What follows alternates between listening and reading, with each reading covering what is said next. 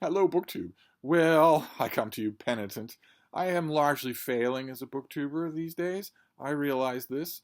Uh, I am going to take the opportunity here, as I will in most instances in life, to blame David Murphy.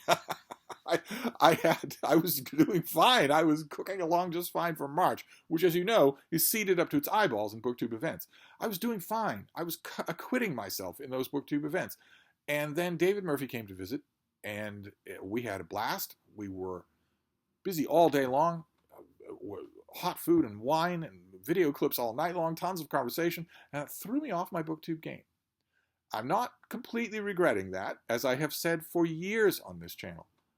If you have a choice, if you have to make a choice between wonderful real life and wonderful YouTube, real life has got to win. And last week it did. So I started to fall behind on a whole bunch of BookTube things. Now, one of those things isn't BookTube. It's whatever AuthorTube is. If AuthorTube exists, or maybe if it doesn't, I started the Steve Tiberius Donoghue Writing Collective so that we could do a writing project that would get us to the doorway of April when Camp NaNoWriMo starts. And I came up with the project, The Trials of Esther, and I had just a blast doing it. I did not do any fiction writing while David was here. So I just picked up The Trials of Esther again. So the Writing Collective, that's, I don't know if that's BookTube. It's BookTube adjacent, and I have failed on that completely. But I will try to make up for it this weekend and next week. We've got a little time left to recover ground. I can still finish The Trials of Esther before Camp NaNoWriMo. But as to BookTube events proper, that's much worse. Especially when you consider the two of them, I'm a co-host. So I'm the last person in the world who should be falling down on them. One of them is There's No Place Like Rome, a new BookTube event celebrating ancient Rome. And the other is March Mystery Madness, a very old BookTube event celebrating murder mysteries. I'm a co-host for both of these, and I've been letting the side down on both of them. So I thought to try and crawl my way back to momentum with these kinds of videos, I would knock off both of them today in one video. I'll use two different hashtags for this one, because There's No Place Like Rome is celebrating ancient Rome. So not only books written by the ancient Romans, of which we have an embarrassment of riches, but also books about ancient Rome, or modern books set in ancient Rome. Whatever permutation you want is fine. But also, March Mystery Madness is in its 9th year on BookTube, and one of the prompts for March Mystery Madness is the 9th book in a series. So what I was doing just fine in March before I had a guest was reading the 9th book in a whole bunch of murder mystery series. And last night I read a book that covers both of these. I read a murder mystery, the 9th book in a series set in ancient Rome. There were, once upon a time, plenty of ongoing murder mysteries set in ancient Rome. I think almost all of them reached number 9. The one I chose was Three Hands in the Fountain by Lindsay Davis. This is a Marcus Didius Falco murder mystery. Marcus Didius Falco is a kind of wise guy, Sam Spade, digger of dirt and private operative and former, in the reign, in this book, of the Emperor Vespasian. He's in and out of the imperial palaces all the time. He gets work from everybody. Occasionally, famous names in Roman history will traipse across his pages. These are action-packed books. They're slangy. Lindsay Davis makes the very conscious choice that every historical novelist must make. What do I want my characters to sound like? I'm going to do all the research in the world. She's done all the research in the world. But what do I want my characters to sound like? Do I want to try the Walter Scott antique these and thous, or just skip that? Also, do I want their sensibilities to be modern, or do I want to skip that as well and just give them modern sensibilities?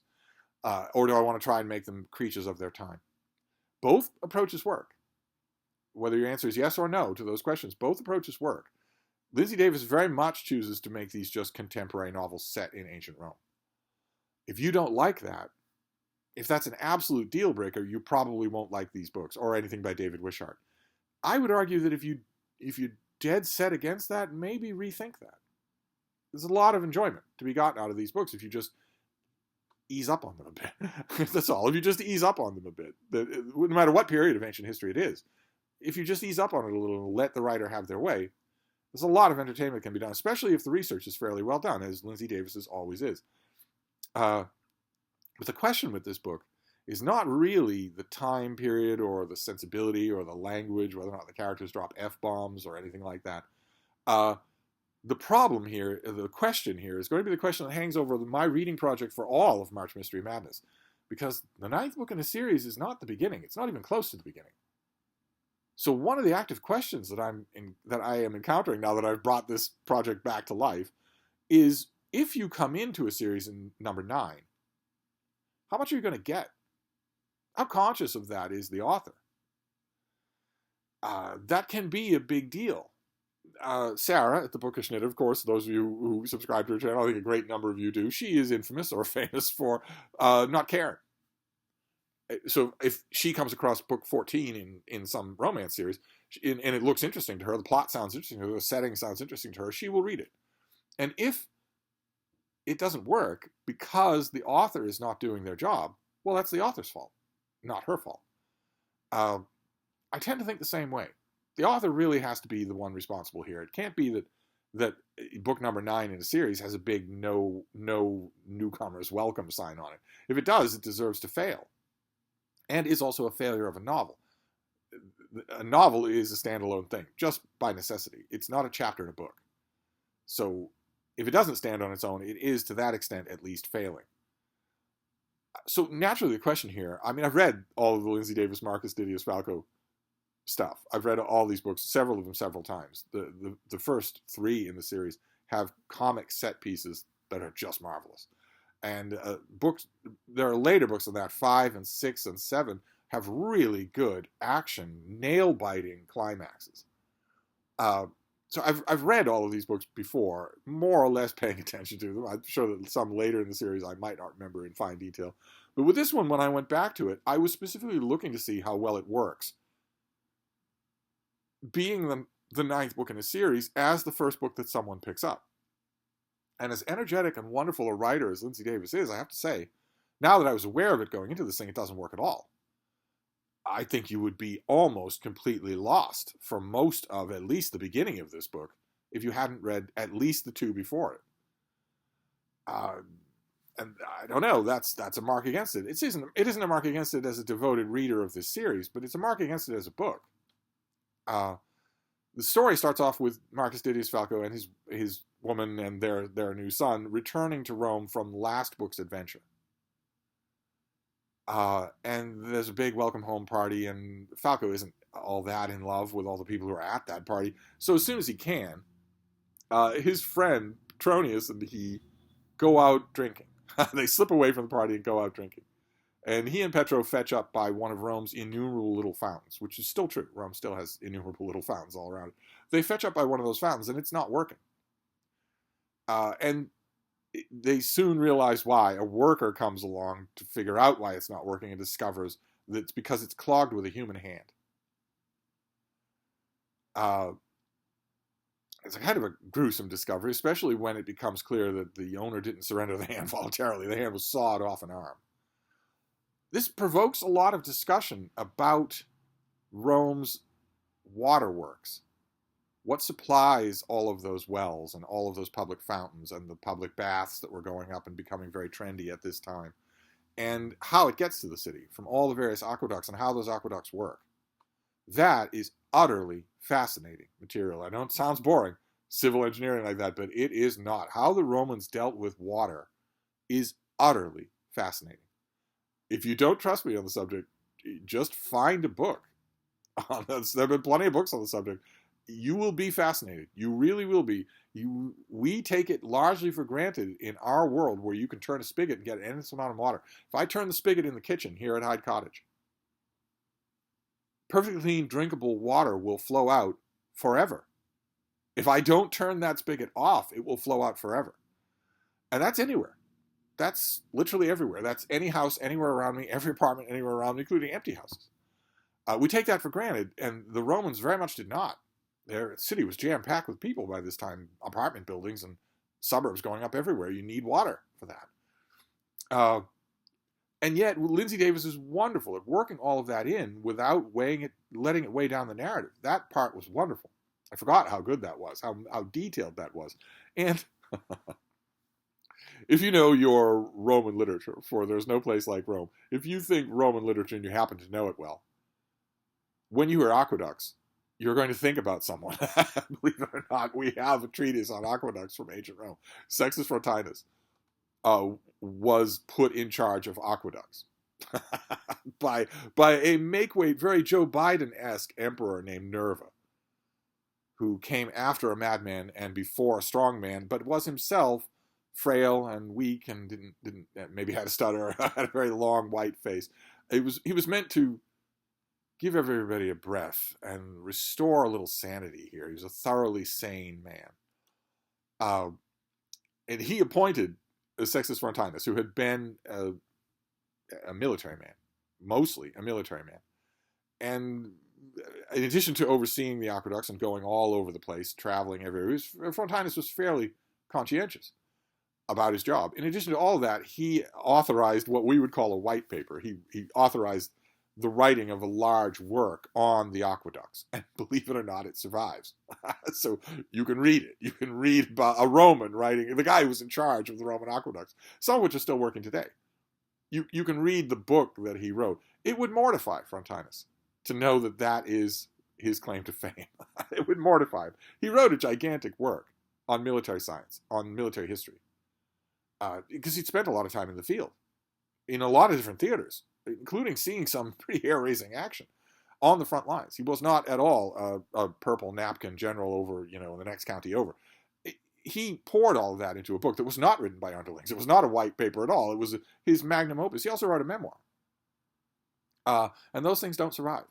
It would mortify him to know that a manual, a white paper that he basically caused to happen and maybe overseen, but I doubt he even touched the manuscript, is the thing we know from his name. But when you think about aqueducts in ancient Rome, if you know Roman literature, you will think of Frontinus, and he's in here. Sure enough, he shows up in here. He shows up in here. And one of the book's most hokey moments is him learning all about the Roman aqueducts and the Roman fountain. What's the matter, baby? Hi. What are you doing? Want to come down here? Oh, some free yoga? Oh.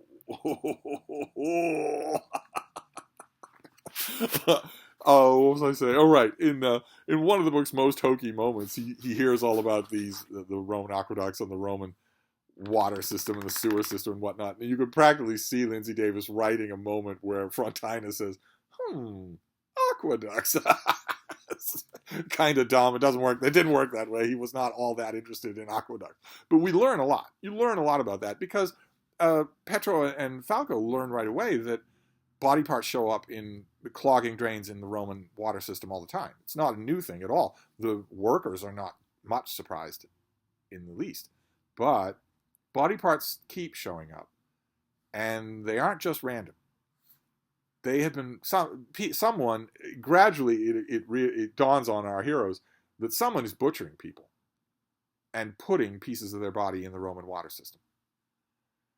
And so gradually, on the outskirts of this book, there emerges, you guessed it, an ancient Roman serial murder case.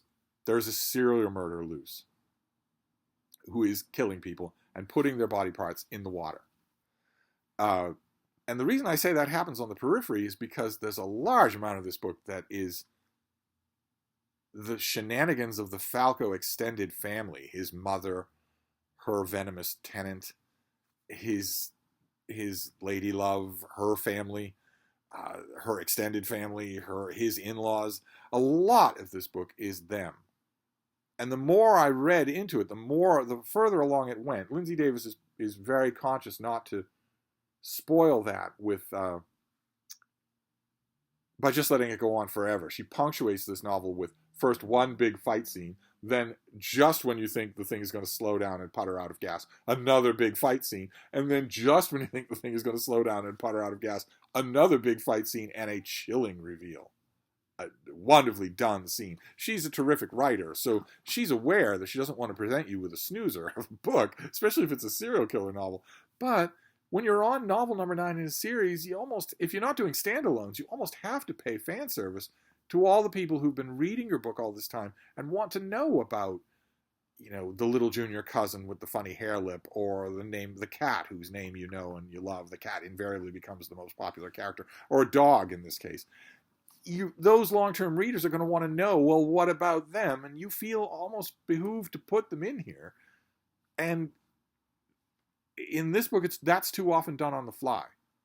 It's too often done without without enough grounding for a new reader. I was reading this thinking about the new reader. A new reader who read this would definitely know that this is a well-constructed serial murder plot, but I think they would still unbelievably feel that they need to go to earlier books. I feel certain they would feel the need to do that, which means, much as it breaks my heart to say it, on that level, this book fails, because it is not self-contained. Not genuinely self-contained.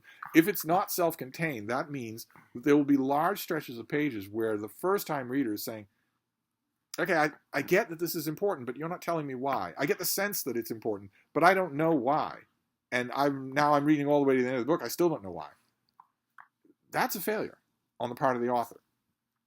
And it's not like that can't be done, and done very quickly and very efficiently. You do not need... That is not going to double the length of this book. Critics sometimes say, well, you can't expect the author to recap everything. Yes, I can. Yes, I can. Sorry, the baby's acting up over here. Will you cut it out, little girl? What's the matter with you? Oh, my God. Sorry, Frida is determined to interrupt me as I try to claw my way back to respectability in my own booktube events.